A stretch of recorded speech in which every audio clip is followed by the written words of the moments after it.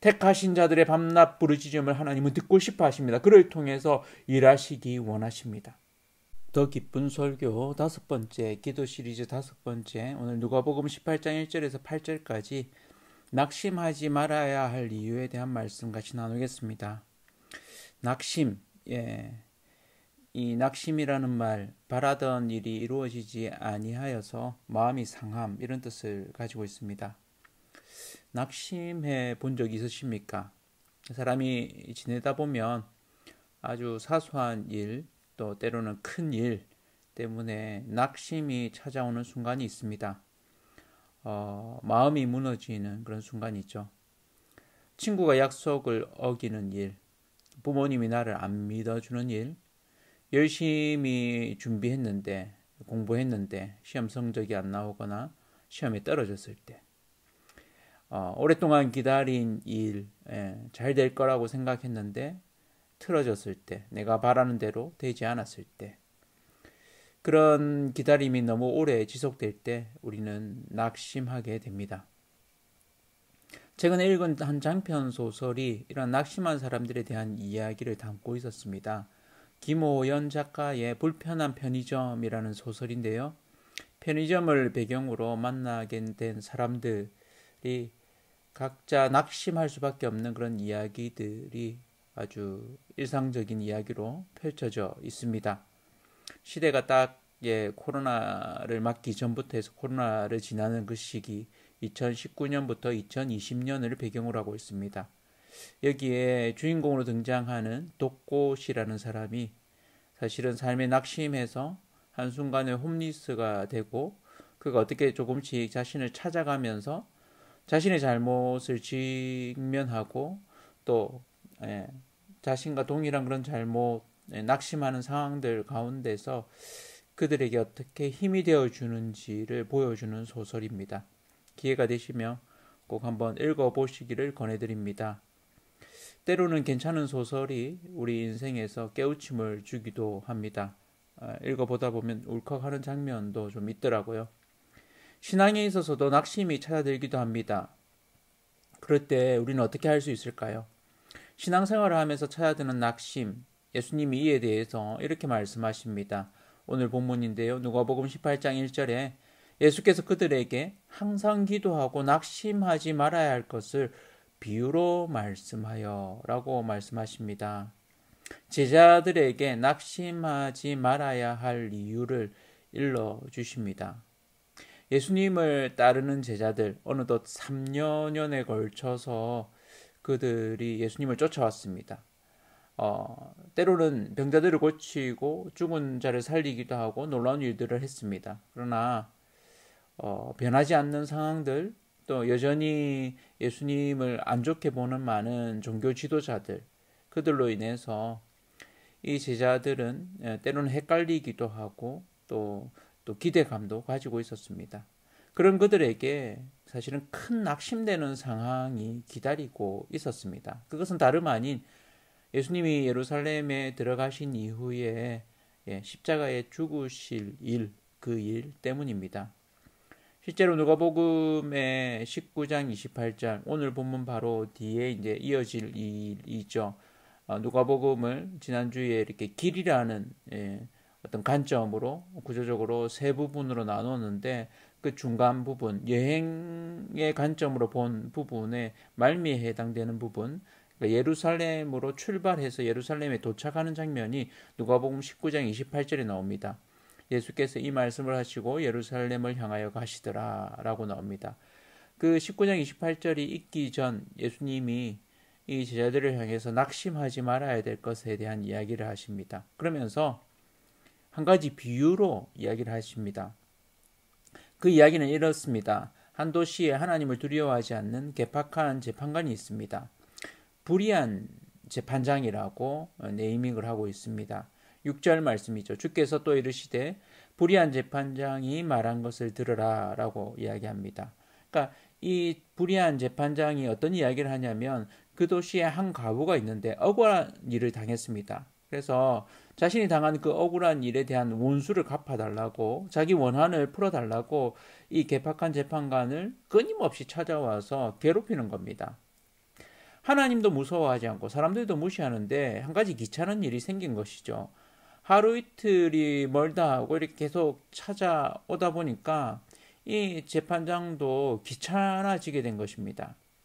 이스라엘 사회에 대한 이해가 좀 필요한데, 이스라엘에서 남편이 없거나 자녀가 없으면 사실은 이 여인은 굉장히 밑바닥 인생을 살게 됩니다. 지금 남편이 없는 가부가 이 재판장을 찾아옵니다. 그러니까 이 유산이 없고 또 유산을 물려받을 수 있는 남자가 없는 이 이스라엘 사회에서는 이 가부가 홀로 살기 굉장히 어려운 그런 상황입니다.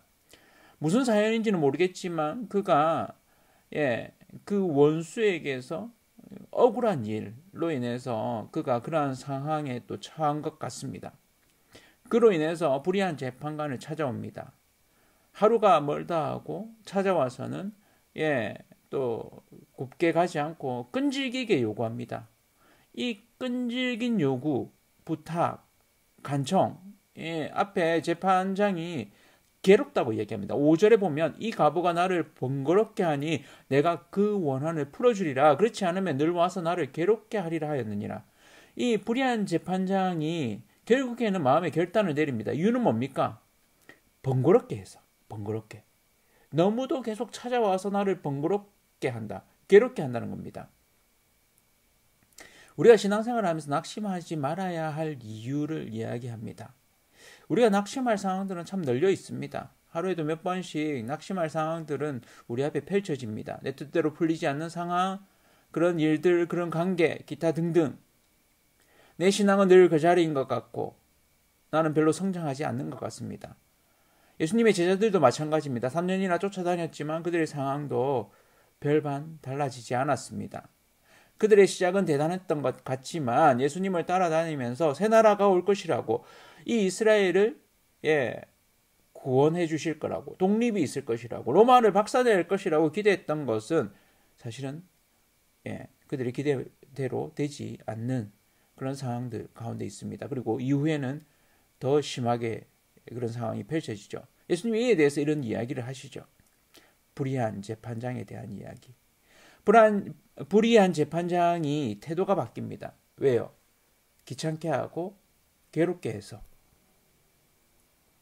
이 부분을 이야기하면서 예수님이 제자들에게 우리가 항상 기도하고 낙심하지 말아야 할 이유를 듭니다. 우리가 신앙생활 가운데 낙심하지 말아야 할 이유, 첫 번째는 우리가 믿는 하나님이 하물며의 하나님이기 때문입니다. 불의한 재판장과 대조되는 하물며의 하나님, 그 하나님은 이 불의한 재판장처럼 이 가부에게 불의하지도 또 사람을 무시하지도 하나님을 두려워하지도 않는 그런 이 재판장과는 완전히 대조적입니다. 비교됩니다. 이 재판장은 아주 이기적입니다. 자기가 귀찮아서 들어줍니다.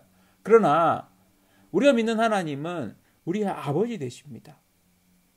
오늘 7절에서 8절 중반절에 보면 이렇게 표현합니다. 하물며 하나님께서 그 밤낮 부르짖는 택하신 자들의 원한을 풀어주지 아니하시겠느냐? 그들에게 오래 참으시겠느냐? 내가 너희에게 이르노니 속히 그 원한을 풀어주시리라. 메시지 성경에는 더 쉽게 이해될 수 있도록 이렇게 풀이하고 있습니다. 그렇다면 너희는 도움을 구하며 끊임없이 부르짖는 택하신 백성을 위해 하나님이 개입하셔서 정의를 이루어 주시리라고 왜 생각지 않느냐? 하나님이 자기 백성의 권리를 지켜주시지 않겠느냐? 내가 보장한다. 예수님이 말씀하시는 거죠. 하나님이 반드시 그렇게 해주실 것이다. 그분은 질질 끌지 않으실 것이다. 아멘. 우리가 신앙생활 가운데 낙심하지 말아야 하는 이유는 하나님이 우리의 기도에 즉각적으로 응답하시기 때문입니다. 우리의 하나님은 내 아버지 되시기 때문입니다. 그 하나님은 하물며의 하나님이십니다. 불의한 재판장과는 대조되는, 비교가 되지 않는 하물며의 하나님이십니다. 우리가 기도하는 이유, 기도 시리즈 첫 시간에 말씀드렸듯이 우리가 반드시 기억해야 될 것은 하나님이 내 아버지 되시기 때문입니다. 하나님은 불의한 재판장이 아니십니다. 하나님은 내 아버지 되십니다. 하나님은 하물며의 하나님이십니다. 그렇기에 우리의 필요에, 우리의 간청에, 우리의 부르짖음에 즉각적으로 응답하십니다. 오늘 시작을 뭐라고 했나요? 1절에 예수께서 그들에게 항상 기도하고 낙심하지 말아야 할 것을 비유로 말씀하여. 불의한 재판장도 자기의 귀찮음 때문에 이기적인 목적으로 자기의 괴로움을 피하고자 귀찮아서 결국에는 응답을 해줬습니다. 그러나 하물며 우리 아버지 되신 하나님은 우리의 기도에 즉각적으로 응답하십니다. 답은 여기에 있습니다. 우리가 낙심하지 말아야 하는 이유, 우리가 항상 기도할 수 있기 때문입니다. 기도하면 하나님이 즉각적으로 응답하시기 때문입니다. 우리의 신앙생활에서 낙심이 찾아들 수 있습니다. 그러나 그 낙심이 찾아들 때 그 낙심을 이길 수 있는 이유, 바로 기도할 수 있기 때문입니다. 끈질기게 기도하십시오. 항상 기도하십시오. 기도는 우리의 마음을 바꿉니다. 기도는 우리에게 낙심을 사라지게 만듭니다. 낙심하지 않을 수 있는 이유, 우리가 항상 하물며에 하나님께 기도할 수 있기 때문입니다. 그 하나님께서 즉각적으로 응답하실 것입니다. 아멘. 예수님의 제자들이 예수님이 승천하시면서 기다리라고 하셨습니다. 하나님의 선물을 기다리라고 하셨죠. 사도행전 1장 4절입니다. 사도와 함께 보이사 그들에게 분부하여 이르시되 예루살렘을 떠나지 말고 내게서 들은 바 아버지께서 약속하신 것을 기다리라. 아버지께서 약속하신 것 성령님입니다.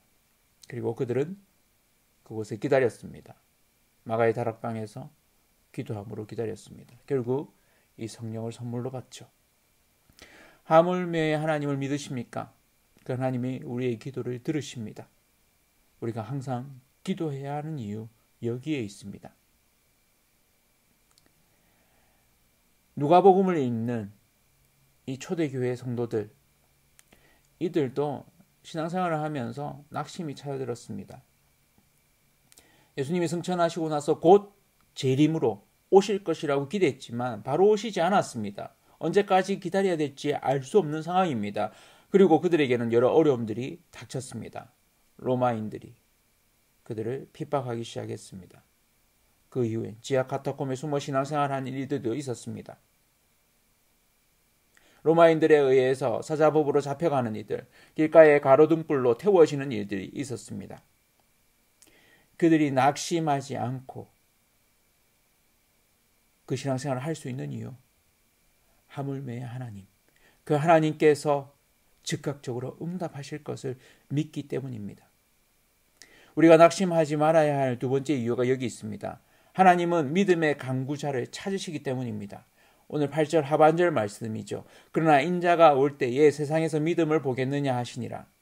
인자, 예수 그리스도를 말씀하시죠. 인자가 올 때, 세상의 마지막 때, 주님의 재림 때에, 그때에 믿음을 보겠느냐. 이 믿음이라는 것은 그 믿음을 이야기합니다. 그 믿음은 어떤 믿음입니까? 밤낮 부르짖는 믿음. 가부가 밤낮 부르짖어서 그 불의한 재판장이 결국에는 그 귀찮음 때문에 응답하는 그 믿음입니다. 그러한 밤낮 부르짖는, 항상 기도하는 그런 믿음의 강구자 되시기를 축복합니다. 그럴 때 주님께서 다시 오셨을 때 우리를 향해서 너가 정말 그 믿음을 가진 믿음의 강구자이구나 아실 것입니다. 저와 성도님들이 그러한 믿음의 강구자 되길 축복합니다. 그럴 때 우리는 낙심치 않습니다. 왜요?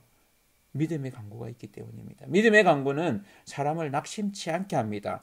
기도는 우리의 마음을 지켜줍니다.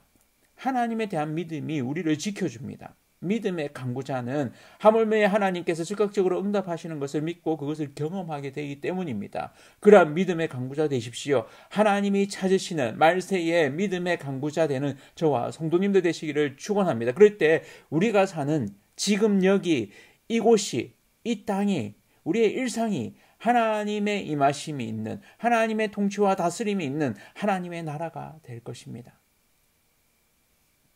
불의한 재판장조차도 정의를 행하게 하는 밤낮 부르짖는 그 기도로 인해서 그가 그 부르짖는 가부의 기도를 들었던 것처럼 우리가 하나님 앞에 항상 기도하고 낙심하지 않을 때 하나님은 우리로 하여금 하나님 나라를 누리게 하실 것입니다.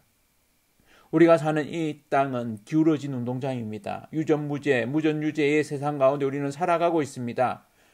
정의롭지 못한 부조리한 세상을 살아갑니다. 그럼에도 불구하고 하나님이 이 땅을 다스리심을 믿고 믿음의 간구를 하는 그 간구를 하나님이 들으시고 이 땅을 회복하십니다. 그러한 믿음으로 간구하시는 저와 성도님들 되시기를 축원합니다. 믿음의 간구자로 살아갈 때 그 기도를 하나님이 들으시고 그 기도를 통해서 일하십니다. 택하신 자들의 밤낮 부르짖음을 하나님은 듣고 싶어 하십니다. 그를 통해서 일하시기 원하십니다. 시간을 정하고 우리의 상황을 두고 우리 성도님들의 상황을 두고 이웃의 상황을 두고 우리가 중보 기도해야 할 여러 사람들을 두고 상황들을 두고 기도합시다. 세계적인 상황과 전쟁과 이상기후를 두고 기도합시다. 그럴 때 하나님께서 이 땅에 개입하시고 즉각적으로 응답하실 것입니다. 이 땅을 회복하셔서 하나님 나라 되게 하실 것입니다. 그럴 때 우리는 하나님 나라가 이 땅에 임하게 하는 주기도문의 기도자가 될 것입니다.